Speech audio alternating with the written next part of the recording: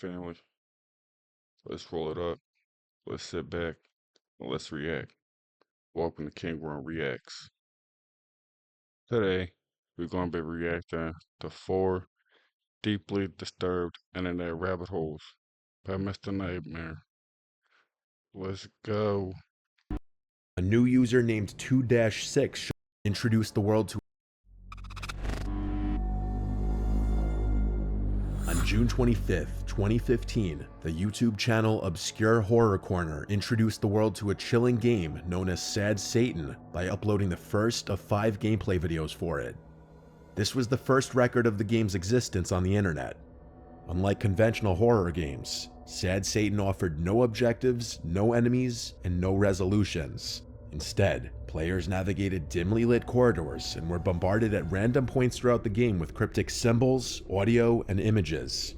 It was a game unlike any other. What really made Sad Satan stand out wasn't just its creepy vibe, it was the sick, twisted content hiding beneath the surface. The game wasn't just unsettling, it was tied to accusations of demonic, illegal, and downright disturbing images. The game was a maze of dark, claustrophobic corridors with no clear goal. You wandered around with a first-person POV while distorted audio played in the background. The sounds were seemingly random, but ranged from reversed music to warped screams and laughter. Perhaps most unsettling, there were snippets of serial killers' interviews that sometimes popped up.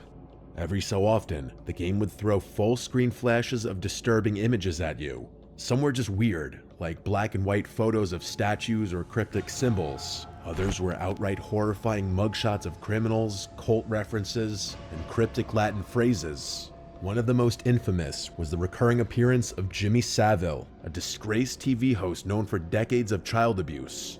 His presence in the game made it feel like something much darker was lurking beneath the surface. To top it off, there was a ghostly child who would sometimes appear in the hallways. In the last gameplay video uploaded by Obscure Horror Corner, one of these ghostly kids started following the player, and there was no way to escape. The game ends when the player is finally caught and killed by this eerie, silent figure. As creepy as the original Sad Satan was, things took a much darker turn on July 7th, 2015, when a download link for the game popped up on 4chan's paranormal board. People who downloaded it quickly realized they were involved in something demonic. The clone reportedly included extreme gore, images of mutilated bodies, and even CP. Weirdly, the game also contained malware, which would mess with your computer, sometimes causing it to crash completely. Jamie, the alleged owner of Obscure Horror Corner, denied any connection to this version, claiming the one he played didn't have any of that illegal content. But his story had holes, and people were already questioning whether he could be trusted. Jamie claimed he found Sad Satan on the dark web, saying a mysterious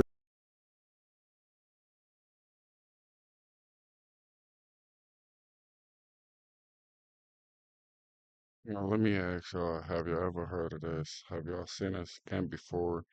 If you have, let me know in the comments. Let's get back to it, y'all. Well, this is crazy. and anonymous user named ZK sent him a link to the game. According to Jamie, the game was hosted on a hidden Tor service. However, people were left wondering where the original gameplay footage came from, as all the original download links were fake. People have spent years trying to decode Sad Satan's meaning. The references to Jimmy Savile and the ghostly children have led many to believe the game is a sick reference to child abuse and a way to distribute twisted content. The name Sad Satan derived from reversed audio from Led Zeppelin's Stairway to Heaven.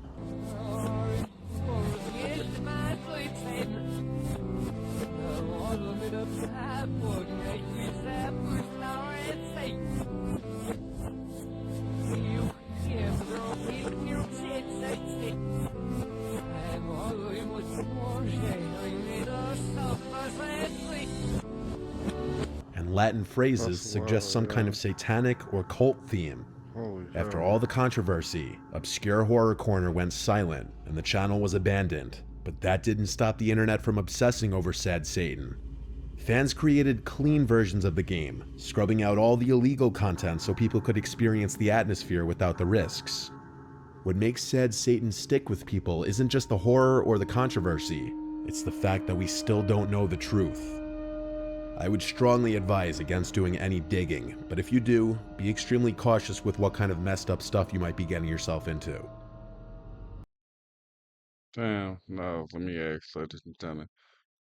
Would y'all be watching that shit? Would y'all be playing something like that? Because to me, hell no, I ain't playing that.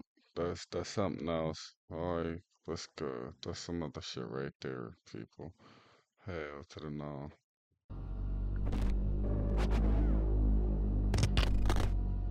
In 2009, an internet mystery was born on Reddit and quickly grew into one of the most disturbing internet rabbit holes. Known as the Lake City Quiet Pills saga, it's an incredibly disturbing mystery that still has no resolution. The story begins with a Redditor named Religion of Peace, later revealed to be Milo. He was no stranger to controversy. As a moderator for the infamous Jailbait subreddit, Milo already had a dark reputation. r/jailbait was notorious for spreading illegal content and was eventually banned by Reddit, but that's a story for another time. Milo claimed to be a war veteran, boasting about his alleged involvement in conflicts like the Cold War and even the Battle of Normandy. People were divided. Some were impressed by his apparent knowledge, while others doubted his claims. Milo was an unusually active Reddit user, despite claiming to be 80 years old, which added to the skepticism. On May 18, 2009, Milo shared a link to a new website, LakeCityQuietPills.com. He described it as, quote, that old guy's image host. At first, the site seems pretty basic, just a place to upload images. But the name itself, Quiet Pills, gave people pause. It sounded off, like there was more to it than met the eye. Fast forward to July 17, 2009, Milo posted his last ever Reddit comment, which was a rant about spam content. Just hours later, a new user named 2-6 showed up to announce Milo's death. According to the post, Milo had died at his desk, leaving behind no family and only a handful of personal belongings. That's when things got weird. Some Redditors decided to dig into LakeCityQuietPills.com and discovered something chilling. Hidden in the site's source code were cryptic messages that looked like job postings, but these weren't regular jobs. They seemed to reference covert operations. Some examples of the postings include immediate need, 12 essay Spanish speaking, no papers required, and 4 for 24/7 DP, English speakers, Spanish fluency is a plus. The language was filled with military-style acronyms and obscure terms along those lines. One user pointed out that the abbreviation WW meant wet work, or more specifically, assassinations. The plot thickened even more in 2010, when a real-world event seemed to tie directly to the Lake City Quiet Pills saga. On January 19, 2010, Hamas arms dealer Mahmoud al-Mabou was assassinated in a Dubai hotel. He was suffocated by a team of operatives who entered the country using fake identities. This happened on the exact same day as a quote-unquote party mentioned in the source code of LakeCityQuietPills.com. This site listed a detailed breakdown of expenses for the event, hotel rooms, transportation, and even medical supplies that totaled nearly $94,000. The timing and the scale of the expenses led many to believe that this quote-unquote party was actually cover for an assassination operation. It felt too close.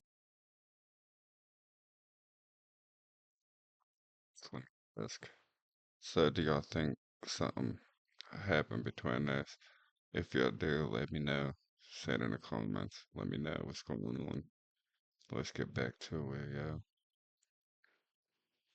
Closely related to be pure coincidence. People began digging into the site even further. The account 2-6 was tied to another alias, Angel 2-6. This handle had been active on other forums like Fark.com since the early 2000s. What's more, Angel 2-6's email address was linked to the LakeCityQuietPills.com domain. It was quite literally angel.2.6@LakeCityQuietPills.com. The activity surrounding these accounts painted a picture of a tightly connected group with ties to military or illegal work. Some people started interpreting the phrase Lake City Quiet Pills as a euphemism for bullets. The phrase Lake City Quiet Pills was traced back to a Remington ammunition plant in Missouri, which produces billions of rounds of ammunition annually. People have spent years debating what this all means. The You most wouldn't know. common theory is that the site was a front for a group of professional hitmen. Some argue that Shit. the military lingo and references suggest a group of ex-military individuals who defected from their governments. The connection to covert intelligence operations and organizations is clear, but the What y'all truth think, about the people? site I remains want to know unknown. this as well. After 2010, the 'Cause I updates ain't to never heard of this shit before. LakeCityQuietPills.com stopped, and the site eventually went offline. You're right. Or something else, probably. Back in 2015, a strange YouTube channel called Unfavorable Semicircle popped out of nowhere and instantly grabbed the attention of internet sleuths, cryptography fans, and conspiracy theorists. It wasn't just the creepy content that made it stand out, it was the sheer scale and weirdness of it all. In less than a year, the channel uploaded tens of thousands of cryptic videos before YouTube banned it in 2016. The channel launched in March 2015 and wasted no time. Within days, it began posting videos, starting with one titled with a Sagittarius sign, followed by the numbers 230511. It was a 4-second clip of a brown, blurry screen with no sound. Simple but unsettling. Then came more and more. The scale of the whole operation was insane. Thousands of videos poured in over the months, all cryptic and impossible to make sense of. The uploads were strange for a couple of reasons. Most of the titles included the Sagittarius horoscope symbol for whatever reason. Most videos had pixelated or abstract images like dots on a plain background. Some were just blank screens. Some of the videos were silent, while others featured distorted sounds, static, or a voice reading random letters and numbers. There wasn't much People. So for what do y'all think about this going on? Like, 'cause I have no clue. What we're watching, what's going on, nada. Alright, let's get back to it. Yeah, like, this is well some well rabbit hole shit, like what they said. I never heard of these, but let's go. consistency in the video lengths either. Some were mere seconds long, while others lasted hours. The longest video on the channel was 11 hours. Here comes the strangest part. The rate at which the channel was uploading wasn't humanly possible. At first, videos went up every 10 minutes, but by 2016, the channel was cranking out uploads every 20 seconds. By the time it eventually got shut down, there were over 200,000 total videos. As word spread, a Reddit community formed to figure out what Unfavorable Semicircle was all about. As you might expect, theories started flying. Some thought it was a modern-day numbers station, like the ones used during the Cold War to send secret messages to spies. The strange letters and numbers fit, but the videos didn't follow the typical structure of a numbers station broadcast. Others thought it might be part of an ARG, where participants solved puzzles across various platforms. The videos seemed designed to be decoded or pieced together, but most ARGs give players clues or guidance, and this didn't. Some compared it to WebDriver Torso, a YouTube channel Google used to test video quality. I'm pretty skeptical about this theory since the creepy visuals and audio feel like overkill for a quality test. In 2022, someone claiming to be the creator of the channel gave an unsatisfying and probably fake explanation. He claimed the whole thing was an art project, more specifically, a way to explore abstraction and mystery, but personally I have a hard time believing that's all it was. Many people continue to speculate that the videos had a darker purpose, like illegal activity, espionage, or even psychological experiments. Out of thousands of uploads, a few stood out as especially significant. There were several titled Lock and Delock, with the Sagittarius symbols in front of the words, and some people thought these videos held the key to the whole project. These videos were packed with flashing visuals and strange audio patterns. By analyzing the frames side by side, investigators pieced together a grainy image that resembled the Voyager Golden Record, which was a disk NASA sent into space to represent humanity. There were various other clues that people noticed. Toward the end of the channel's life, a series of videos titled Brill appeared, each numbered in order. They seemed more structured than the rest, but no one was able to find anything conclusive. The most popular upload by far was the 11-hour video. It was almost completely silent, but reportedly caused some devices to crash. On February 25, 2016, just hours after the BBC published an article about Unfavorable Semicircle, YouTube permanently banned the channel for violating its terms of service. The exact reason wasn't clear, but most people think the sheer number of uploads flagged it as spam. YouTube never gave an explanation for the ban, which led people to speculate about a darker reason. After the ban, the mystery deepened. Similar accounts popped up on Google Plus and Twitter, briefly posting new videos before disappearing again. The last known upload, titled Reset Strange YD, with the Sagittarius symbol in the front again, went up in 2017, but was deleted within 30 minutes. That marked the end of the project, or at least the end of what anyone could see. Many still think there's something more sinister about the whole thing that's yet to be What do uncovered. y'all think about this, y'all? This is wild. What do y'all think about that? If you've spent any time exploring the darker corners of internet history, you've probably come across stories about Mortis.com. It was a site that represents the perfect mix of curiosity, fear, and frustration. It's a relic from the early days of the web, a time when the internet was still mysterious and largely unexplored. What makes the site so unsettling isn't just what it might have been, but the fact that no one ever really figured it out. Even now, it lingers as one of the internet's greatest unsolved mysteries. Mortis.com first went live on November 14th, 1997. At first glance, it didn't look like much. Just a black web page with a white text login prompt asking for a username and password. No instructions, no links, no about section. If you didn't have the login credentials, there was literally nothing to see. This alone might not sound that unusual. Plenty of private websites require logins, but it was the scale of the site that caught people's attention.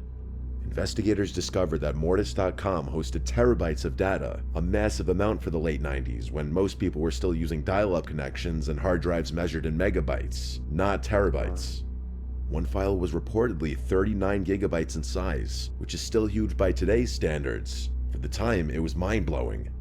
And then there was the name, Mortis, Latin for death. Whether it was meant to be edgy, symbolic, or just random, it added a creepy vibe that stuck. Mortis.com might have remained a forgotten corner of the internet if it hadn't been for forums like 4chan, where users on boards like X, Paranormal, and G Technology started poking around. Someone stumbled across the site and posted about it, and things snowballed from there. Some folks claim to have briefly accessed parts of the site, downloading bits of data before the site went offline, but they never. My bad, folks. I ain't mean to cut it like that, but I just want to ask, have y'all ever encountered Mortis.com? Have any of y'all even heard of it? If you have, please let me know in the comments, yeah. Revealed what they found, if anything. This only made the mystery bigger. Were they silenced? Did they find something they couldn't share? Or was it nothing and they didn't want to admit it? Here's where things get even stranger. Most websites, even after they go offline, leave behind a digital footprint. That's where the Wayback Machine comes in, a tool designed to archive web pages so they could be viewed later, even if the original site is gone. But Mortis.com went completely missing. It was intentionally excluded using a file called robots.txt, which tells web crawlers to not index the site.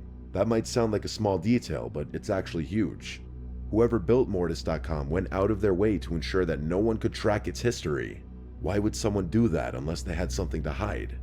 The domain was registered to a man with a bunch of other websites, including Cthulhu.net, EternalNight.com, KarenLing.com, and JoshuaLing.org. Cthulhu.net featured nothing but a single page with the words, "dead but dreaming," whatever that means.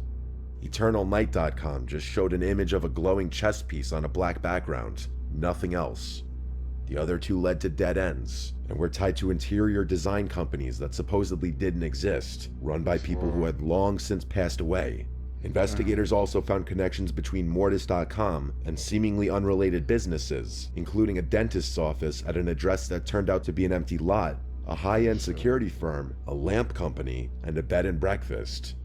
The connections were tenuous at best, but they added to the eerie vibe, making it feel like something bigger, maybe even criminal, was at play. When questioned, Ling himself reportedly claimed the site was just a storage space for personal files like wedding photos. But let's be honest, that's hard to believe. Why would someone need terabytes of storage for wedding photos, much less secure them with industrial-strength encryption? And why would the FBI allegedly get involved? Back on 4chan, people were obsessed with cracking the site's login page. Even That don't seasoned sound right. hackers struggle to make progress, which says a lot about how well it was protected. Some claim to have broken in briefly, finding large files with cryptic names, but they either disappeared from the forums or refused to share details. Rumors spread that the FBI contacted some of these would-be hackers, warning them off the site. Others said Ling himself pulled the plug after the site gained too much attention. Whether it was paranoia or reality, many users eventually abandoned the hunt, fearing they might be getting into something way over their heads. Everything was seemingly wiped from the internet before the mystery could be revealed, which left more questions than answers. Over the years, people have floated a ton of theories, some more plausible than others. Some people believe it was just simply a personal repository for movies, TV shows, or other media. Some investigators noted links That's to some other Usenet shit. files and even suggested the site had an embedded media player. But this doesn't explain the secrecy, the creepy aesthetics, or the sheer scale of the Right. data.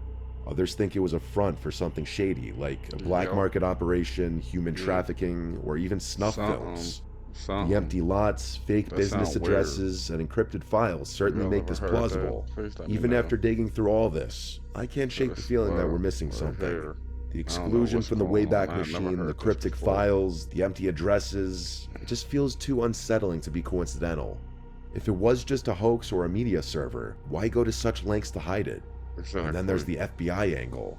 Why would they get involved if there wasn't something serious going on? This And if definitely Ling shut was. it That's down why. himself, what was he trying to hide?